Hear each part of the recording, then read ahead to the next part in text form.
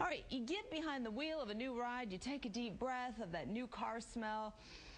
Smells good, right? Well, not so fast, because that smell may be toxic. A new study says that smell may come from as many as 275 chemicals in the interior of the car.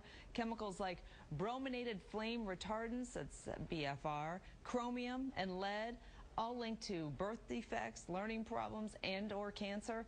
The nonprofit EcologyCenter analyzed more than 200 new cars and ranked the 10 best and worst when it comes to healthy interiors. Here they are. The top of the list for the best: the 2012 Honda Civic, no bromine-based flame retardants. At the bottom, the 2011 Mitsubishi Outlander Sport and the 2011 Chrysler 200 SC, they were tied at the bottom.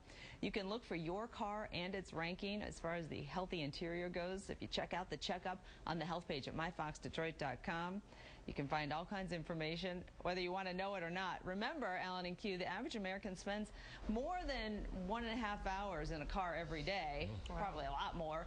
So toxic chemical exposure inside vehicles can be a source of indoor air pollution and is something that we probably need to take seriously.